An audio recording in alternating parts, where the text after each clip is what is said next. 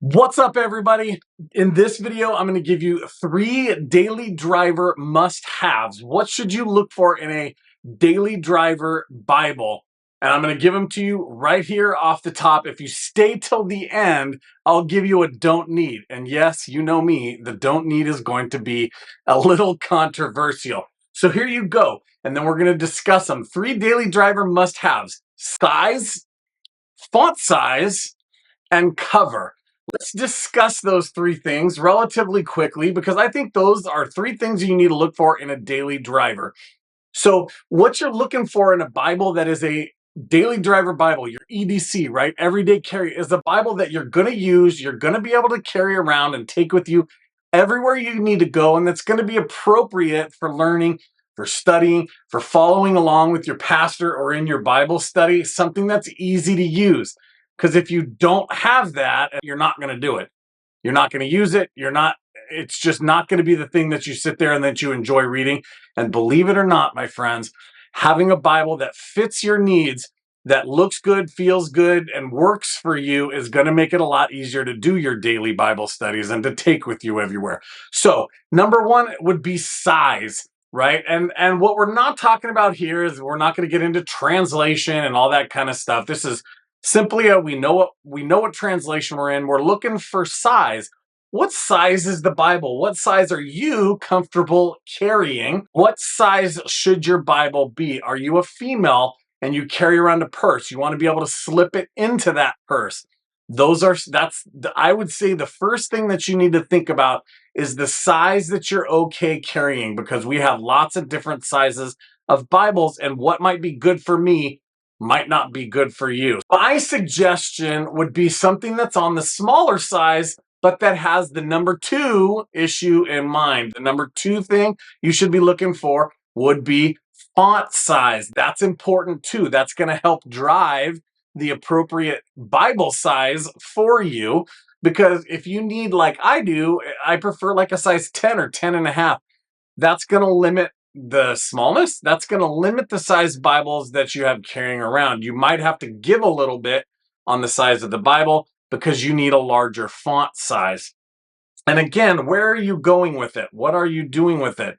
And if you stay till the end, the don't needs is going to help you a little bit with the size thing and how big it is and how heavy it is and how big it is to carry.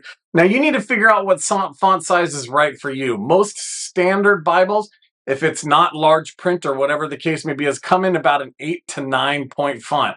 And for most people, that's a great size. You can get a lot of Bibles, a lot of translations, just about all of them, in a relatively small size with an 8 to 9 point font, if that's going to work for you. That gives you a lot of accessibility to the other sizes of Bibles that you might be able to choose. But if you're in the 10, 11, even higher than that, your Bible's going to be a little bit bigger, right? You're not going to be able to choose one of these small little pocket Bibles that you can just kind of throw everywhere.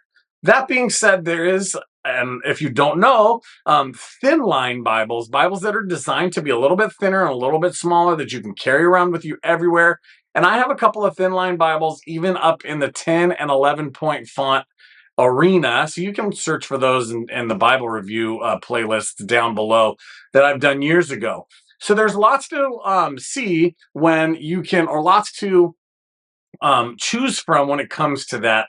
But font size might drive Bible size. So you have size of Bible, font size, and then cover type, right? Now, here's my caveat to cover type. The better the cover that you get, the longer it's going to last, and the nicer of a Bible it's going to be. Usually, the better the cover that you get, the nicer the paper is also, and the paper will last a little bit longer. However, it's going to be more expensive. Now, some people like hardcovers. Hardcovers are usually the least expensive Bibles you can buy. And I like hardcovers for desk editions that don't leave my house because they stand up really nice. But I wouldn't prefer to carry around a hardcover Bible. So, what are you gonna be doing with this Bible? Do you go to church 5-6 days of the week? It's always getting thrown in and out of your car. I suggest investing in a nicer of a cover. Genuine leather would be okay, but to be honest with you, try to go goat skin. And yes, those Bibles are going to cost you a couple of $100, but they're going to last you at least one lifetime. Chances are, because of the way the Bibles are put together and the way the bindings are put together and the quality of the cover. If you're carrying it with you everywhere, using it on a daily basis, even at your desk, it's going to last quite a bit longer. So that's it. It's really that simple. We like to keep things simple here on this channel as much as possible because sometimes we just have too many choices. And trying to figure out what Bible you want to carry around or what Bible is going to work for you can be a little difficult with all the choices.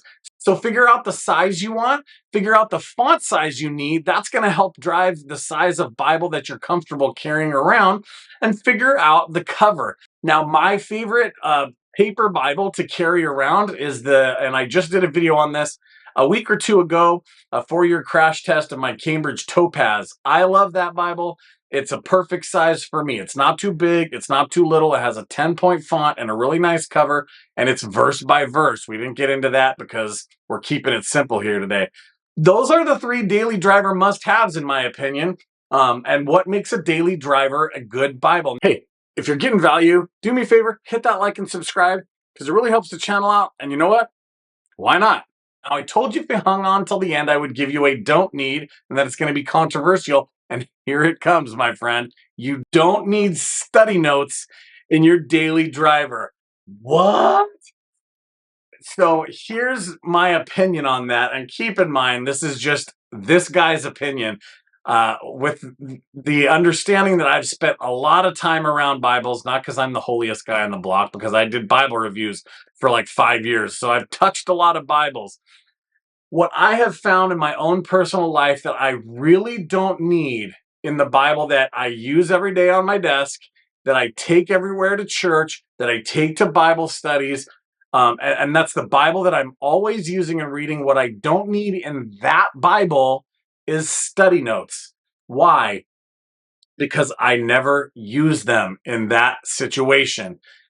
Here's my kind of examples, and here's my qualifications for that. When I'm sitting listening to the pastor preach and following along, I think that at that time that you really shouldn't be doing a whole lot of study note searching. You should be listening to him, right? When you're at your Bible study, hopefully you've done the study before you got to your Bible study. So you should have in your mind about this little passage. When is it appropriate to have study Bibles? Because yes, I'm a big proponent of having at least 2 or 3 of them floating around your house somewhere. That's when you're at home doing your Bible study, doing your personal time with the Lord, getting to dig deep. Have those on your desk, have those on your coffee table so you can read through the notes, so you can become familiar with the passages, but you don't need to carry that around with you everywhere because A, it's going to distract you from what you're probably supposed to be doing. B, it's not the appropriate time to be doing in-depth studies. And C, it's going to make your Bible super big and super thick. And usually I just don't think you need that. Even when I'm using a Bible that's not a study Bible, like I said, my daily driver would be the Cambridge Topaz. I just have really been liking that Bible as far as a physical Bible goes. I use my study Bibles as almost a reference. I still read through the passage in my daily driver, so I'm familiar with it. I still underline and make some notes in the side columns and whatnot in my daily driver. I just read the material, read the actual study notes in the study Bibles that I maintain. I hope that this information has helped you because I think that it's important to know what makes a good daily driver and what it doesn't. Like I said, we have a lot of choices out there this day and age, and sometimes it gets a little overwhelming. So picking a daily driver is important because if you don't pick the right one and you don't really have an understanding of how to gauge that or what to look for in a Bible you're going to carry everywhere, you're not going to do it. Before we leave you, I'm going to say this because somebody might bring it up, and it's important that you all know my daily driver right now is my iPad. So about a year or 2 ago, I switched over to digital Bibles, and I have a lot of love for my digital resources. Now, there's a lot of argumentation for that. Let me know down in the comments how you feel about digital resources. But the reason is because I have multiple translations with me at all times. I can make more notes in my digital Bible, and my notes are searchable. For me, that's a really big deal. I've been writing in Bibles for years and years and years. And guess how many times I went back and read them? very few, or I'd be out in public or whatever needing to use something and it wasn't readily accessible. But with a digital Bible, when I take my notes at home studying, they're kind of right there and they're searchable. So that's what my daily driver is, because it's the right size, it's the right font size, and I have multiple translations right at my fingertips. That's my opinion. That's where I think that you should be, what you should be looking at for a daily driver Bible. I hope this information has helped. Let me know what you think. What's your daily driver, and what are your top three? Meaning, what size Bible do you like to use? What font size Bible do you need to have? And what cover do you like to carry? Let me know down in the comments. I hope you guys have a great day. Don't forget, be the Christian you claim to be. Hey, thank you guys so much for being a part of the Claiming Christianity. If you want to see YouTube continue to put these videos in front of more people so we can reach more Christians out there, the number one way you can do that is to just make sure you're subscribed and to like the videos that you watch, and even share them on your own social media account. That way YouTube and the algorithm will make sure to put them out in front of more people. But I do want to let you know of a couple ways you can support this channel financially. We have a merch shop down there. There's quite a handful of different shirts and all different kinds of things with different logos, not just the Claiming Christianity logo, that you can check out and that you can purchase. Those things help us out a lot. Also, the super thanks button, and we're starting up memberships here on YouTube. Eventually, as the channel grows, we'll offer members-only videos and just opportunities to chat and interact as a way of financially saying thanks and supporting this channel. And then there's a PayPal account down there for one-time gifts. Those things, I really want to say thank you to those who have helped out in the past. Those things really go a long way to help support this channel, help continue this ministry, and help put these videos out in front of more people. I hope you'll consider.